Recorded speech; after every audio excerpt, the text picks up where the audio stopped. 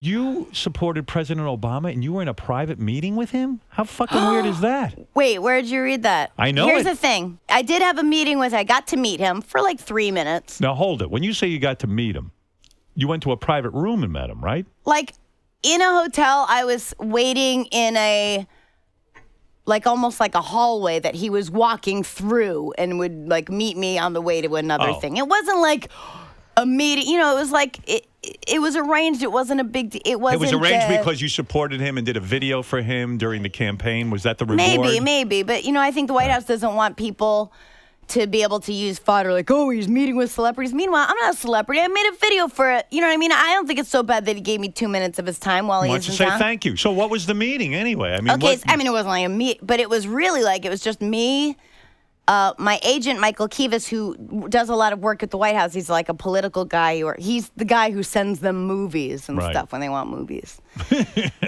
And he walks through.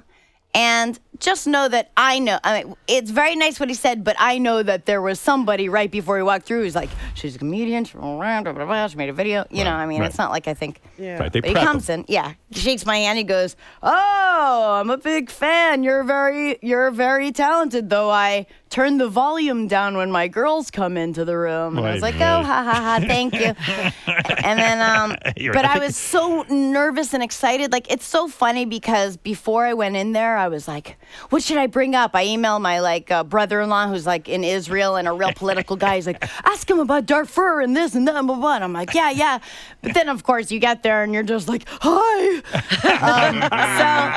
So he goes, Kivas is talking about them, you know, how he likes foreign films, and it's very impressive. He goes, yeah, I don't like the bloody stuff. I don't like the scary stuff. And I go, and all of a sudden I feel my mouth moving, and I'm like, me either. I don't even like Pixar movies. The thought of a lonely robot in space kills me. You know, and then he's like, well, I'll have to disagree with you on the Pixar front. And I'm like, And then he goes, what do you have coming up? And then I go, I'm going to be naked in a movie. Did you say that? You did not. Yes, I'm so embarrassed. I had no control over my mouth. I don't know. Here you are, so accomplished. You speak for a living. You're so well thought out and calculated in that sense. And there you got in front of the president, and you really kind of fucking choked, right? Yeah, I didn't choke, but I got diarrhea of the mouth and was really just. But you're right, like, you know what, totally starstruck. So beautiful. Yeah, handsome, huh? Oh my God, he gave me a hug. His body is like, it's like a thoroughbred. You know, it's just like pure, just muscle and. That is an amazing story. Because you know what, you're right. You want to bring up something intellectual, but in a 3-minute drive-by, you can't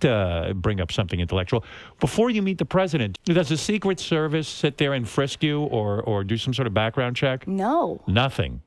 You could have been a terrorist. They don't even know. I could have been. Shit. Is Michelle with him? Or the kids with? It's just you, No, the president? I think he was there on business, going from one meeting to another, and they enabled this kind of like, if you're in the hallway between one place and another, you know, you can. And so it was just for you. It wasn't like a lineup of people. It was you and Kivas. Thank God he was able to have something of a normal conversation and break up your awkward conversation. Well, this is what happened too is, at this point in my life, you know, my show was over, and I decided I'm not going to feel bad about not knowing what I'm doing next. My job now is to daydream, you know?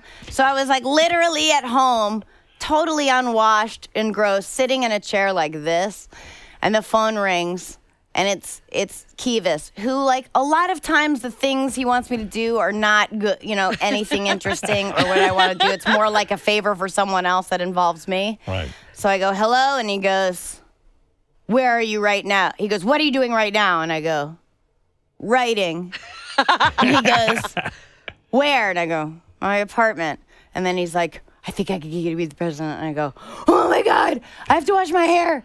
So then I go, I wash my hair, and then I get out of the shower, and it says, oh, it looks like it might not happen. And I'm thinking, is this some sort of trick to get me to wash my hair? Because I can honestly see that is, you know, so, but then it ended up working out. Yeah, beautiful hair, I got to say. Thank you, but I don't wash it too much. It's dry, you know. No, it's very nice. Well, but that is kind of crazy because you want to make a connection. You know? I want to say something, you know, what are you doing about Darfur? You know, this is a genocide. Instead, I'm like, I was naked in a movie. Naked in a movie, of all things to bring up. I know. Well, I had just come back from it, but still, it was just like, ugh, gross.